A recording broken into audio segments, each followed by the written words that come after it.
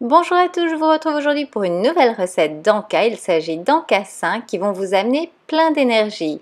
Il s'agit des boules d'énergie coco en version sans noix pour les personnes qui ne désiraient pas en utiliser par rapport à la première version de boules d'énergie que je vous avais déjà partagée. Je vais vous montrer ici dans la vidéo deux versions de la recette, une version simple et une version où l'on va rajouter également de la farine de coco et de la farine d'amande. Vous pouvez faire les deux versions ou choisir celle qui vous tente le plus. Vous pouvez retrouver sur l'article du blog consacré à cette recette les ingrédients pour chaque version et le grammage. Pour les ingrédients, on va utiliser des dattes, des raisins secs, de la cannelle et de la vanille qui sont en option en fonction de vos préférences, de la coco râpée, de la farine de coco et de la farine d'amande. J'ai d'abord fait tremper les dattes 20 à 30 minutes dans de l'eau tempérée. On les met dans le mixeur avec les raisins secs, la cannelle, la vanille et on va tout simplement tout mélanger jusqu'à ce qu'on voit qu'une bonne pâte s'est formée. Comme il s'agit d'un grand mixeur, j'ouvre pour voir ma préparation et je ramène le tout vers les lames pour mixer une deuxième fois et que tout soit vraiment bien combiné. Si vous avez l'impression que la préparation est trop sèche, vous pouvez rajouter 1 ou 2 cuillères d'eau. Et voilà, c'est prêt. Voici la consistance que l'on recherche. Je vais à présent retirer la moitié. Ce sera en fait la partie de la première version.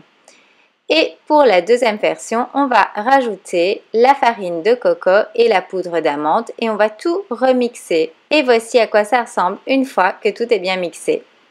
On va à présent préparer les boules. Donc je prends une grosse cuillère à café que je viens tout simplement rouler entre mes deux mains. C'est très simple. Et ensuite, je viens la rouler dans la noix de coco que j'ai gardée pour la garniture. Et on fait ainsi de suite avec toute la préparation. On passe à la deuxième version, qui est en fait la première version que j'ai retirée du mixeur. C'est un peu plus collant, mais ça fonctionne tout aussi bien. Je viens les disposer sur un papier cuisson pour que ça ne colle pas. Direction le congélateur pour 1 à 2 heures pour que tout adhère bien ensemble et qu'il soit bien frais. C'est délicieux ainsi. Ensuite, je les conserve en fait au congélateur dans une boîte et je les sors juste avant de les consommer. Avec cette préparation, j'ai fait 39 boules en tout, mais vous pouvez ajuster la taille de celle-ci en fonction de vos préférences, si vous les préférez petites ou grandes, et en fonction du nombre de calories que vous souhaitez par boule. Lorsque je fais cette recette, je l'ai fait également en mode meal prep, donc j'en fais plus en quantité parce que ça se conserve très bien au congélateur, et ainsi on en a pour au moins les 15 jours à venir, voire 3 semaines. Et ce, pour toute la famille, aussi bien ma moitié que mon fils adore ces encas.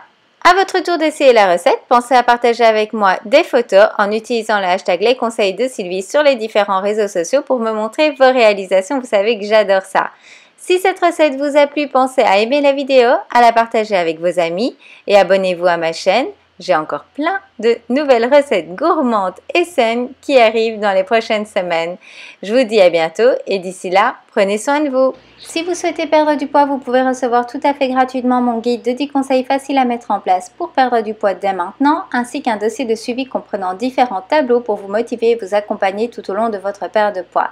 Il suffit pour cela de cliquer sur le lien ici. Je vous dis à bientôt et entre-temps, prenez soin de vous.